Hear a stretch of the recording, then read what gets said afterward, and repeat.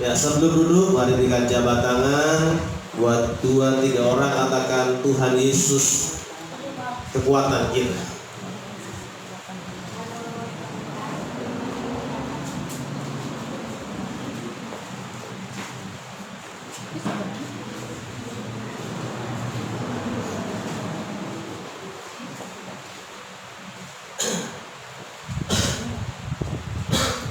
Ya, silakan duduk kembali Bapak Ibu Saudara. Puji Tuhan, kita masuk di bulan Februari dengan tema yang baru. Kalau di bulan Januari kita belajar tentang star yang menentukan, dan di bulan ini kita belajar sebuah tema besar, something spesial. Kalau di minggu lalu kita belajar bagaimana kita harus terus berjuang, tidak boleh menyerah pada orang-orang yang kita sedang pergumulkan, baik itu mungkin suami, itu mungkin istri, keluarga, anak, bahkan juga jiwa-jiwa. Jangan pernah menyerah. Karena apa? Karena mereka spesial juga. Dan kita mau belajar apa yang sebenarnya spesial, saudara. Kalau saudara memperhatikan di depan ada gambar sidik jari. Saudara, kalau kita melihat data di tahun 2020, jumlah penduduk dunia sudah sampai 7,7 miliar. Wow, sangat banyak, saudara. Dan dari sekian banyak orang itu, setiap orang mempunyai sidik jari yang berbeda. Tidak ada seorang pun yang sama sidik jarinya. Meskipun kalau kita perhatikan, coba perhatikan, saudara punya jempol atau ibu jari, sandingkan ke temannya. Mungkin gak terlalu kelihatan berbeda, saudara, karena mungkin kita gak bisa mencermati dengan detail. Tetapi sebenarnya setiap sidik jari kita di antara 7 miliar orang semuanya berbeda. Makanya kalau kita bikin sekarang bikin KTP elektronik, semua harus cap sidik jari. Karena apa? Karena dari sidik jari itu kita bisa mengenal seseorang. Artinya apa? Bahwa setiap kita itu spesial. Produk terbatas, hanya satu-satunya di dunia ini. Amin. Lihat sebelah, kakak aku terbatas, kau spesial.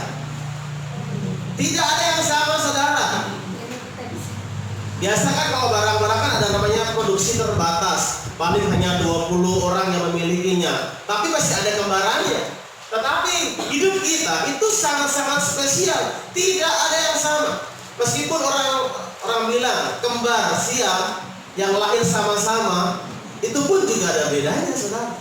Contohlah kakak Yeni dengan kakak Dolfinus, itu lahir juga sama-sama, satu rahim, hanya selang beberapa detik saja, tapi juga berbeda, saudara. Bahkan yang benar-benar mirip pun juga berbeda. Karena apa? Karena setiap kita spesial.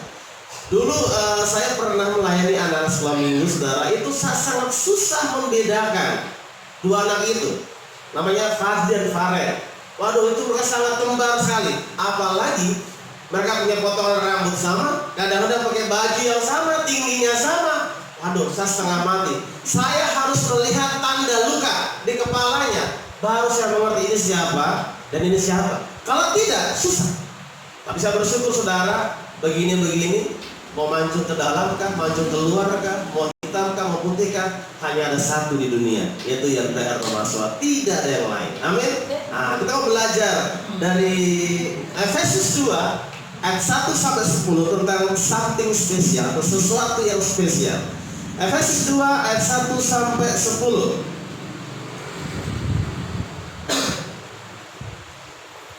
Kalau Bapak Ibu sudah menemukannya, bisa katakan amin.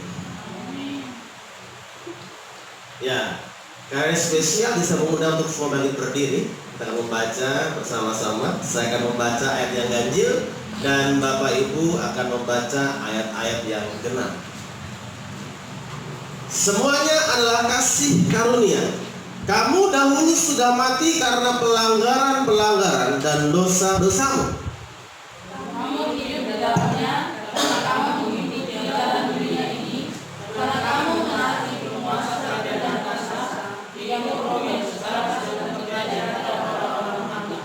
Sebenarnya dahulu kami semua juga terhitung di antara mereka ketika kami hidup di dalam hawa nafsu daging dan menuruti kehendak daging dan pikiran kami yang jahat. Pada dasarnya kami adalah orang-orang yang harus dimurkai, sama seperti mereka yang lain. Tapi Allah yang kaya dengan rahmat, oleh karena kasih-Nya yang besar yang dilimpahkannya kepada kita, telah menghidupkan kita bersama-sama dengan Kristus, sekalipun kita telah mati oleh kesalahan-kesalahan kita. Oleh kasih karunia kamu diselamatkan. Dan di dalam Kristus Yesus Ia telah memberikan kita juga dan memberikan tempat bersama-sama dengan Dia di surga, supaya pada masa yang akan datang Ia menunjukkan kepada kita kekayaan kasih karunia-Nya yang melimpah-limpah sesuai dengan kebaikan-Nya terhadap kita dalam Kristus Yesus. sebab pada kasih karunia kamu diselamatkan oleh iman. Itu bukan hasil usahamu, tetapi pemberian Allah. Itu bukan hasil pekerjaanmu. Jangan ada orang yang memegahkan diri. Karena kita ini buatan Allah, diciptakan dalam Kristus Yesus untuk melakukan pekerjaan baik yang dikerjakan Allah sebelumnya. Ia mau supaya kita hidup di dalamnya. Ya, silakan untuk kembali Bapak Ibu Saudara. Ada 3 alasan kenapa kita begitu spesialnya. Yang pertama Saudara, karena kita ini adalah buatan Allah. Amin. Bilang begini, begini. Ulangi ya, begini. Saya adalah buatan Allah. Ya Saudara, kadang-kadang orang kalau pakai barang-barang branded, itu orang begitu bangga. Apalagi barang-barang itu kan cukup mahal Saudara. Tas saja itu bisa harganya jutaan. Saya pernah memperhatikan satu acara sosialita. Itu kelompoknya orang-orang yang bergaya hidup mewah hedonis Saudara, itu menggunakan barang-barang yang mahal, barang-barang branded atau barang-barang bermerek. Itu tas saja, tas yang dipakai orang perempuan Saudara, itu harganya bisa seharga satu mobil, 200 juta lebih. 300 juta itu hanya baru tas saja. Padahal kalau orang habis ibadah, biasanya kan orang suka taruh bungkusan-bungkusan. Saya pikir sayang sekali, mahal-mahal tapi itu barang-barang yang sangat mewah Saudara. Belum lagi orang pakai jam tangan, itu harganya juga mahal-mahal punya. Ya kalau saya mungkin ya harga paling 200.000 cukup lah. Tapi ada orang yang begitu bangga kalau pakai barang yang begitu mewah, harganya 1M. Itu jam. Sepatu saja bisa puluhan juta. Perhatikan kalau kita lihat Hotman Paris Saudara, itu orang bilang manusia 3-4-5 miliar. Kenapa? Karena barang yang dipakai dari jas, dari dasi, sepatu itu semua ratusan juta. Dan orang begitu bangga sampai dia begini. Ya, kalau dia mau sapa, salam Hotman Paris. Karena ingin menunjukkan kebanggaannya dia. Karena apa? Bisa memiliki cincin yang begitu luar biasa mahal Saudara. Kadang-kadang saja kalau kita pakai barang-barang yang sedikit mahal saja, atau mungkin sepatu yang lebih mahal saja, itu jalannya beda Saudara. Kalau dulu kalau sepatunya mungkin murah Saudara, mungkin kita agak diseret, santai saja. Begitu agak mahal, kita agak angkat-angkat kita punya sepatu. Kenapa? Takut Saudara, nanti rusak Saudara. Bahkan kalau mungkin ada pecek, kita mau lepas, jangan sampai dia rusak. Kenapa? Begitu bangganya orang menggunakan barang yang bermerek. Bahkan juga Saudara, ada begitu banyak orang yang bangga ketika dia memperkenalkan dirinya sebagai keturunan orang yang mungkin punya pengaruh. Oh, saya ini anak bupati, saya ini anak yang pengusaha. Oh, keluarga saya itu punya begitu banyak usaha. Saya punya keluarga darah biru Saudara. Begitu bangganya nih.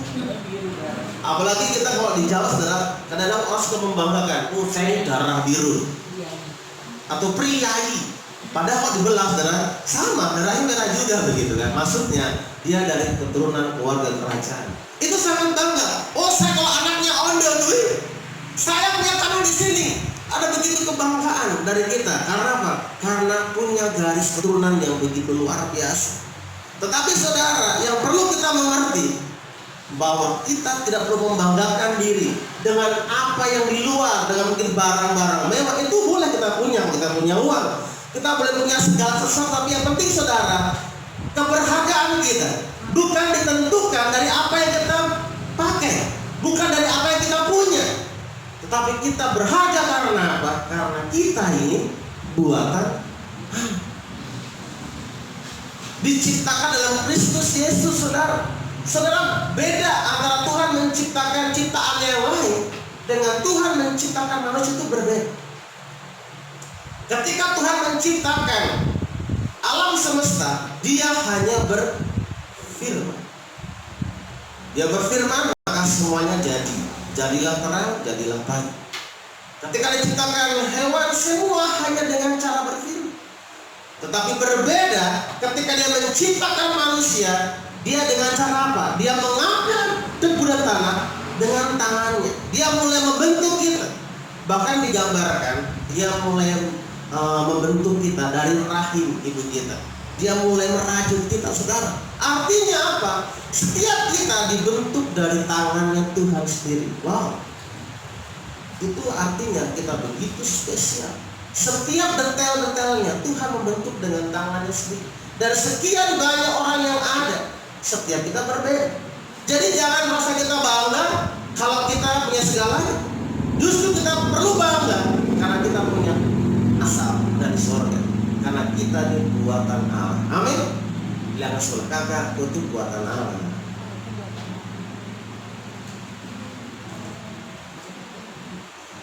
Saudara, di dalam Kejadian 1 ayat 26, kita baca sama-sama di depan saudara. 1, 2, 3. Berfirmanlah Allah, baiklah kita menjadikan manusia menurut gambar dan rupa kita, supaya mereka berkuasa atas ikan-ikan di laut dan burung-burung di udara, dan atas ternak, dan atas seluruh bumi, dan atas segala binatang melata yang merayap di bumi. Saudara, bukan hanya saja kita ini buatan Allah yang begitu spesial, yang diciptakan dengan tangan Tuhan sendiri, tapi ternyata kita diciptakan serupa dan segambar dengan Allah.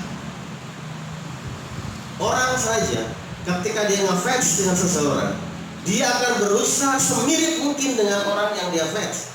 Bahkan di hari-hari ini ada begitu banyak orang yang mencoba mengoperasi wajahnya agar semirip mungkin dengan orang yang dia idola.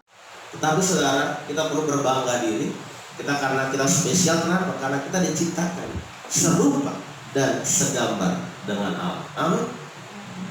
Tidak ada ciptaan lain yang serupa dan segambar dengan Tuhan. Tidak. Hanya manusia saja yang diciptakan serupa dan segambar dengan Tuhan. Karena apa? Karena kita adalah orang-orang yang spesial. Saudara, sesuatu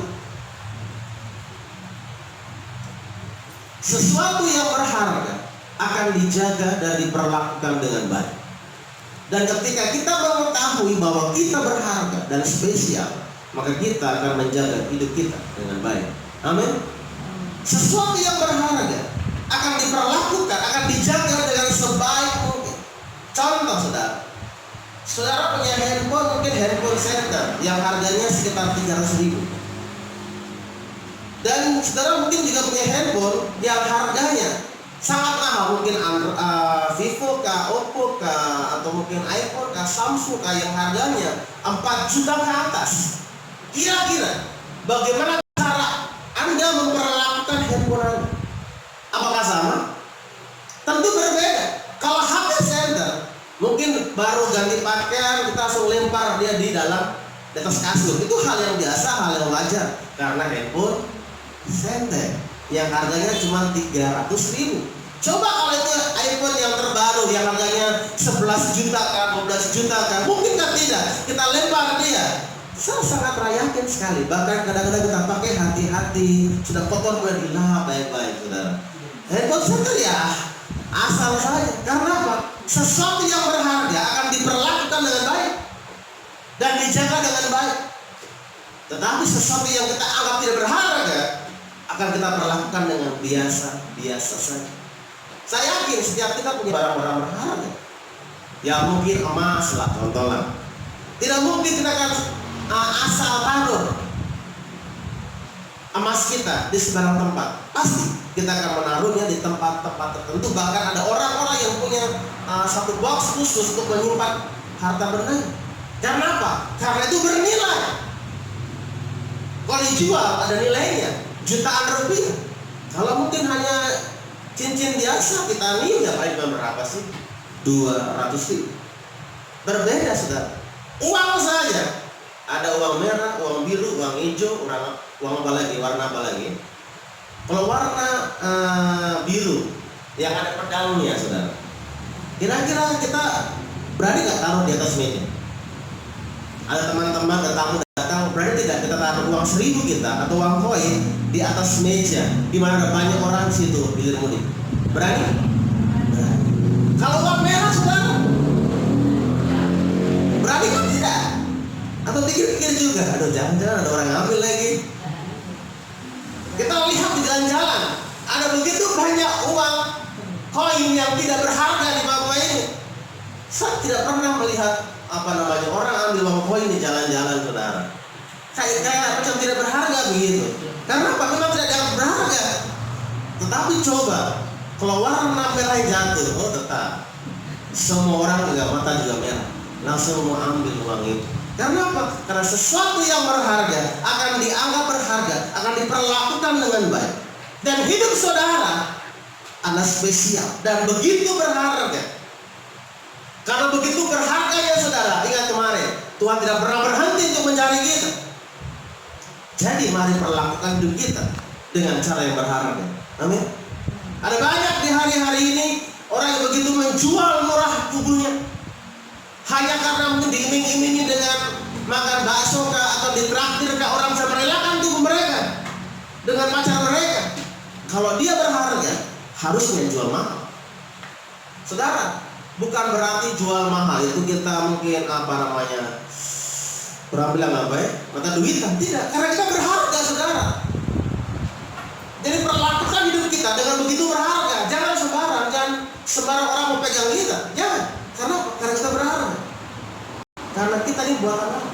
Jadi jangan membuat sesuatu yang sembarangan. Karena hidup kita itu berharga. Bilang ke sebelah, kakak, kau begitu berharga.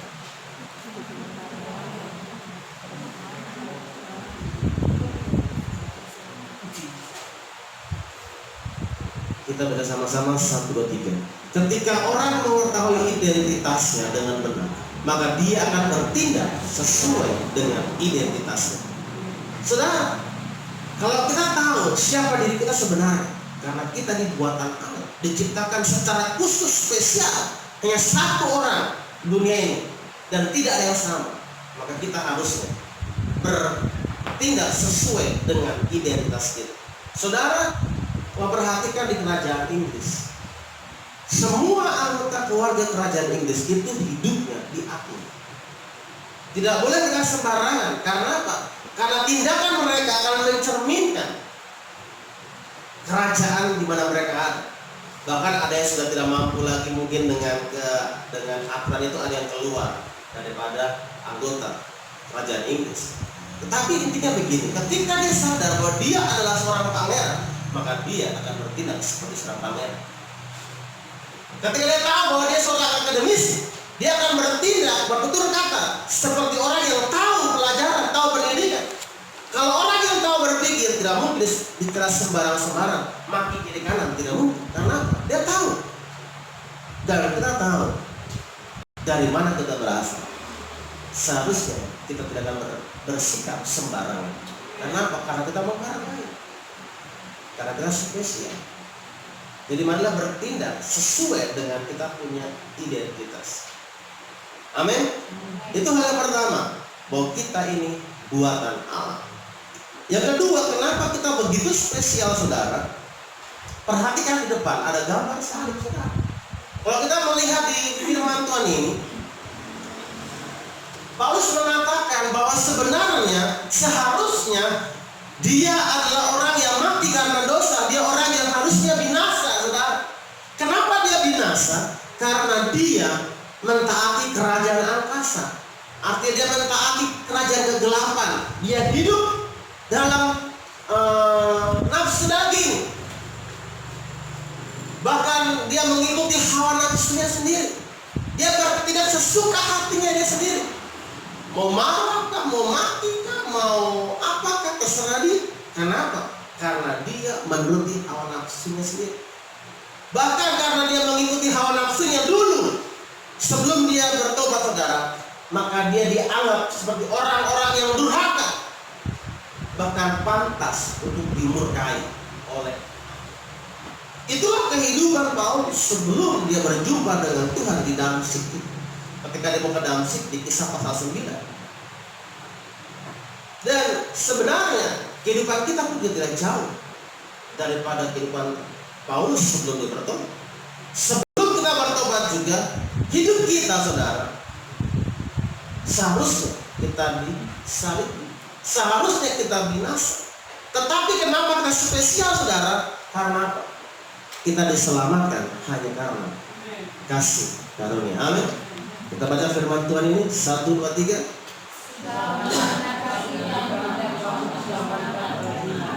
Itu bukan hasil usahamu, tetapi pemberian. Saudara, sebenarnya kita tidak pantas mendapatkan anugerah selamat. Tuhan menyelamatkan kita bukan ketika kita dalam kondisi yang baik, tapi ketika kita masih berdosa, Tuhan menyelamatkan kita. Hanya karena kasih karunia, saudara, kita diselamatkan. Ada banyak orang berpikir dengan berbuat baik dia akan diselamatkan. Oh tidak. Perbuatan baik adalah ungkapan syukur kita karena kita telah diselamatkan. Jadi bukan karena kita berbuat baik akan diselamatkan, tapi orang yang sudah diselamatkan harusnya dia berbuat baik. Karena apa? Karena dia tahu bersyukur atas kebaikan Tuhan. Ada orang yang begini, dia berpikir ketika dikasih persembahan sama Tuhan, diperpuluh ke Tuhan, dia akan selamat. Tidak, saudara. Persembahan itu bentuk ucapan syukur kita. Perpuluhan, kita mengembalikan apa yang Tuhan punya. Syukur-syukur Tuhan bilang 10%. Kalau Tuhan minta 90%, wah, parah lagi itu. Artinya apa, saudara? Hidup ini hanya karena kasih kemurahan. Tetapi memang banyak orang yang berpikir bahwa perbuatan baik itu yang menyelamatkan. Makanya ada banyak orang mulai berlomba untuk berbuat baik. Bahkan ada orang yang mencoba menyebut Tuhan dengan berpuasa, dengan berdoa. Saudara, sekali lagi itu semua hasil daripada kemurahan Tuhan. Dan buktinya adalah kita berbuat baik. Kita mengasihi Tuhan, kita hidup kudus. Itu bukti kita bersyukur karena kita diselamatkan oleh karena kasih karunia. Sebenarnya kita tidak layak. Sebenarnya kita tidak pantas. Saya berapa kali, saudara, merasa begitu spesial. Kenapa? Karena sebenarnya kalau dihitung-hitung saya tidak pantas ikut di dalam sebuah kegiatan, saudara. Satu kali ketika 30 pendeta kami pergi ke Tangerang, kami belajar di sebuah gereja namanya GBWTC. Sebenarnya nama saya tidak ada. Nama saya tidak ada. Sebenarnya cuma 29 pendeta, itu dari berbagai interdenominasi, dari GKI, Kemah Injil, Baptis, Bidik, Betani, dan segala macam. Kita pergi ke Tangerang untuk kita belajar. Sebenarnya hanya 29 orang, tapi gembala saya dia memperjuangkan saya untuk saya bisa ikut. Di situ saya merasa bahwa saya spesial, saudara. Dan sekian banyak hutan yang ada cuma saya diperjuangkan, bukan saya ikut. Sebenarnya saya tidak saya ikut. Semua itu 29 orang itu ditanggung oleh satu anak Tuhan di Jakarta. Jadi tiketnya 29 ditanggung semua sama satu orang saja. Hanya saya sendirilah yang ditanggung oleh gereja di mana saya melayani. Semua ditanggung cuma saya. Dan di situ saya merasa saya begitu spesial. Karena apa? Ini semua karena kasih kemurahan Tuhan, karena kasih karunia Tuhan. Saya bisa mengikuti, bisa belajar banyak, dibukakan pikiran saya, pengalaman saya. Karena apa? Karena kasih karunia itu sebenarnya tidak layak saya. Sama dengan keselamatan. Sebenarnya siapakah kita? Tapi Tuhan bermurah hati. Dia memberikan anugerah keselamatan itu kepada kita. Jadi saudara sekali lagi, jangan kita mempermainkan kasih karunia yang telah Tuhan berikan. Sebenarnya ketika kita hidup dengan nafsu daging, dengan masih hidup dengan ego kita, dengan mementingkan diri sendiri, sebenarnya kita sedang tidak menghargai kasih karunia yang Tuhan berikan buat kita. Ketika kau masih mementingkan dirimu sendiri, ketika kau masih mungkin suka marah, suka kata-kata kasar, sebenarnya kita tidak menghargai kasih karunia yang Tuhan berikan. Tapi harusnya semua ini disalibkan, dipakukan di kayu salib, sehingga ini hilang kuasanya, sehingga tidak ada lagi keinginan untuk kita berbuat dosa, tidak ada lagi namanya kemauan untuk kita berbuat dosa, tapi kecenderungan kita harusnya melakukan seturut kehendak Tuhan. Karena apa? Karena kita adalah orang-orang yang menghargai kasih karunia Tuhan. Amin. Bilang ke sebelah kakak, keselamatan ini hanya karena kasih karunia.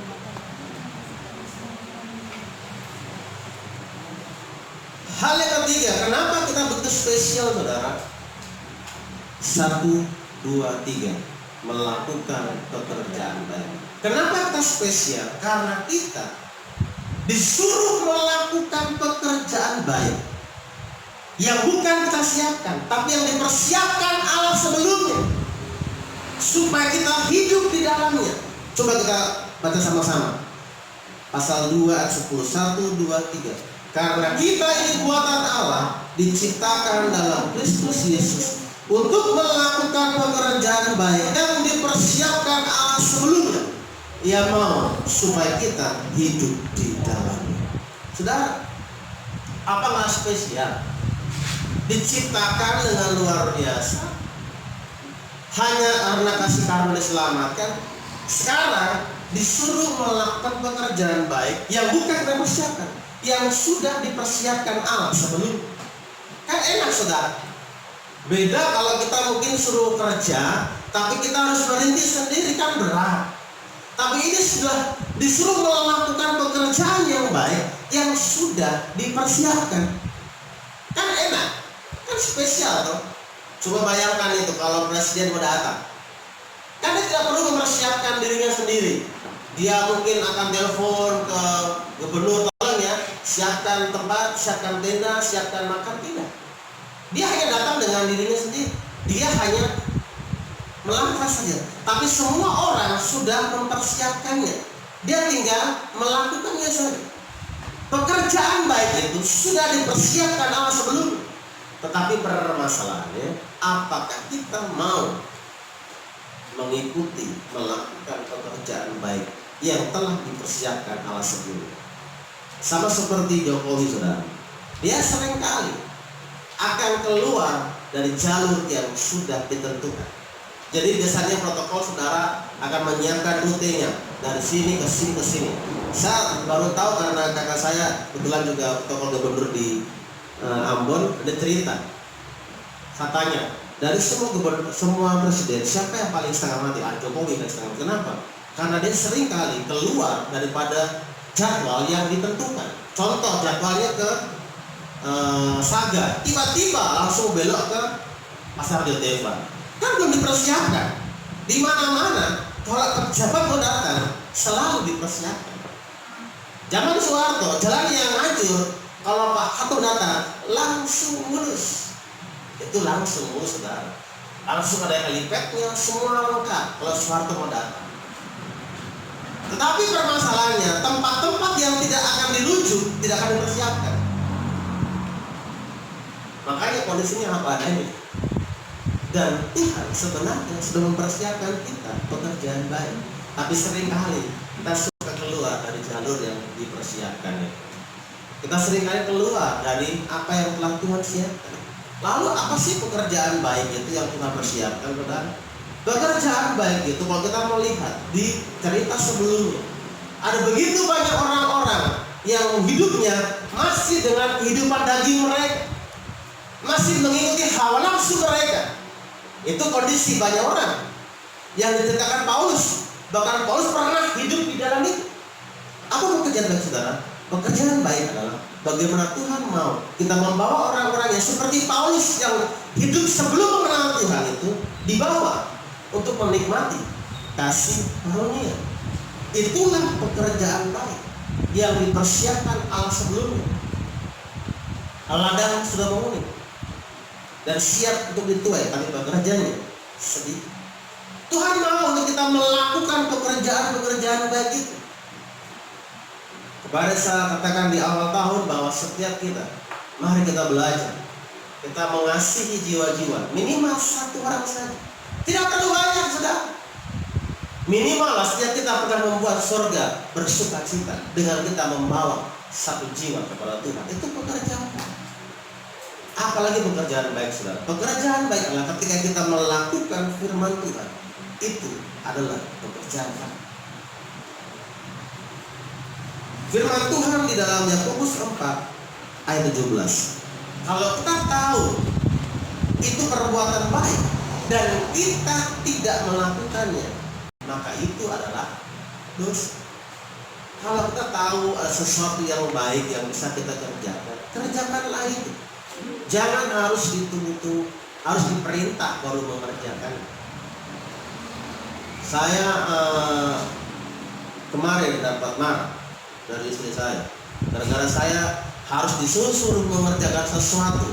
Di rumah itu ada bekas semen, bekas semen yang sebenarnya masih bagus, tapi saya suka menunda, akhirnya semen itu kena air menjadi batu. Dan dia sudah bilang, buang sudah semen itu. Saya bekerja harus disuruh dulu baru bekerja. Sebenarnya namanya melakukan pekerjaan baik seperti yang dikatakan dalam Yakobus 4:17. Kalau kita tahu itu hal yang baik, kita tidak melakukan, itu adalah dosa. Maksudnya apa? Ada begitu banyak hal yang bisa kita lakukan, perbuatan-perbuatan baik yang bisa kita lakukan. Kalau kita tidak melakukannya, itu adalah dosa. Dan Tuhan mau kita melakukan itu dan menghidupi itu, saudara. Kalau kok anak-anak di rumah ada piring kotor, ya tanpa disuruh lah, langsung saja cuci piring. Itu pekerjaan baik. Kalau seorang orang tua ada masakan, ya persiapkanlah masakan itu dengan baik buat anak-anak saudara. Saling melengkapi, saling bekerja, masing-masing mengerjakan bagiannya, saudara. Itu pekerjaan baik. Dan saya tahu, setiap kita tahu pekerjaan baik apa yang sedang dipersiapkan Allah buat kita, amin. Di dalam keluarga kita, di dalam gereja, di dalam lingkungan kita, bahkan di dalam kita mungkin tempat pekerjaan, ada banyak hal-hal pekerjaan baik yang bisa kita lakukan. Saudara, sesuatu yang didesain dengan maksud baik, maka akan rusak ketika melakukan sesuatu yang tidak baik. Sesuatu yang didesain dengan baik, dengan tujuan baik, dia akan rusak ketika dia dipergunakan di luar tujuannya. Tubuh kita itu diciptakan dengan maksud baik. Tubuh kita diciptakan untuk merespon yang baik. Tetapi ketika tubuh kita dipergunakan dengan cara yang salah, maka dia akan menghasilkan sebuah kerusakan. Contoh sederhana, saudara. Ini sebuah penelitian tentang marah, saudara. Ini saya mengambilnya dari liputan6.com, saudara. Ini situs yang cukup terpercaya, bukan sembarang situs, saudara. Di situ dibuat sebuah penelitian, saudara, tentang akibat dari orang yang suka marah-marah. Apa dampak negatifnya, saudara? Ingat, tubuh kita didesain untuk sesuatu yang baik. Tetapi ketika tubuh kita melakukan sesuatu yang tidak baik, maka dia akan menghasilkan sesuatu yang tidak baik pula. Ini agak kurang jelas nih, saudara. Ketika tubuh kita suka marah-marah, maka hasilnya apa? Dia akan menjadi orang yang stres. Akibatnya stres, saudara. Ketika kita stres, itu akan berdampak juga dengan sistem tubuh kita. Bahkan juga kita akan mengalami penyakit jantung. Kan banyak juga orang yang mati karena marah-marah, baru dia jantungan is dead. Tekanan darah tinggi. Wah, makanya hati-hati kalau marah, tidak terkontrol, tiba-tiba marah dan putus langsung. Innalillahi wa inna ilaihi raji'un. Karena apa? Karena tubuh kita didesain untuk maksud baik. Gangguan tidur, coba kalau tidak marah-marah, tidur susah karena terbayang terus. Di tempat tidur masih emosi, toh. Saya kalau marah tuh itu macam Jantungnya macam berdebar begitu, macam tidak tenang begitu, gelisah. Apalagi saudara, ya masalah pernafasan, sakit kepala, stroke, itu akibat ketika kita suka marah. Nanti lebih jelas, buka di Google, searching, ini data dari Liputan6.com. Bukan situs abal-abal, artinya bukan hoax begitu, situs yang terpercaya. Itu akibat dari kita suka marah-marah. Artinya apa? Tubuh kita didesain untuk apa? Hal yang baik, mengucap syukurlah segala hal. Itu kan didesain seperti itu. Bersyukurlah, baik dalam keadaan yang baik maupun tidak baik. Memuji Tuhan, itu desain tubuh kita. Tetapi ketika tubuh kita dipergunakan dengan hal yang tidak baik, maka dampaknya akan merusak hidup kita. Mulut kita didesain untuk memperkatakan hal-hal yang baik. Ketika dia sudah keluar jalurnya, maka dia juga akan merusak. Bahkan tubuh kita pun didesain untuk sesuatu yang baik, yang berupa makan. Makanya kalau kita makan dengan cara yang benar, kita akan menghasilkan tubuh yang benar. Sampai belajar dan untuk menghindari yang namanya B2 kan itu bukan hal yang mudah bagi saya. Tapi saya belajar karena tubuh saya didesain untuk hal yang benar. Apalagi kalau bulan Desember, aduh, kadang-kadang mau tolak juga salah-salah juga. Apalagi saya membayangkan kalau Desember, saudara, itu kan pasti orang mau masak semua kan berminyak toh. Ya opor lah, ya apalah. Ya bayangkan kalau saya pegang tangan ke 10 rumah, ya pasti kan makan di 10 tempat. Tidak mungkin kita tidak makan. Sekali lagi bahwa tubuh kita desain dengan hal yang baik. Kalau kita sudah keluar dari jalurnya, maka kita akan merusak tubuh kita. Jadi marilah kita belajar untuk mempergunakan tubuh kita. Mata kita desain dengan maksud baik, telinga kita desain dengan maksud baik, bahkan tangan kita pun desain untuk hal yang baik. Kemarin pulang dari gereja kan, dari latihan di harapan kan, di tengah kami sedang naik motor agak cukup kencang, kaget juga. Di sebelah juga ada mobil belas dari situ, perempuan dengan laki-laki di sini. Mungkin pacaran kakinya kan, karena tanjakan kita kencang juga. Begitu sampai kan waktu mau naik begini, dia pas di tanjakannya kaget juga, pacar di sebelah punya perempuan kah, pacar kah, pacar kah. Seharusnya tangan kita didesain bukan untuk pukul orang, tangan kita didesain untuk memberkati. Jadi tangannya masih suka apa nih, belas ya, bertobat. Kemarin lagi saya begitu kaget, saya di lampu merah, di depan saya ada pelakos. Ada 3 orang ibu dan 2 orang anak di situ. Ya misalnya anak-anak, dia suka main-main. Dia posisi di paling belakang di dekat pintu yang di belakang itu, saudara. Karena mobil maju kan macam ada hentakan, dia kaget. Jadi macam-macam satu. Mamanya bukan langsung peluk, langsung sengit ada. Angkat begitu langsung, aduh, kaget sudah tapi. Saya rasain. Tuhan, buat anak untuk jadi saksang kan, jadi apa nih? Latihan tinju kan atau apa kan? Tangan kita harus memberkati sekali. Kita ini spesial.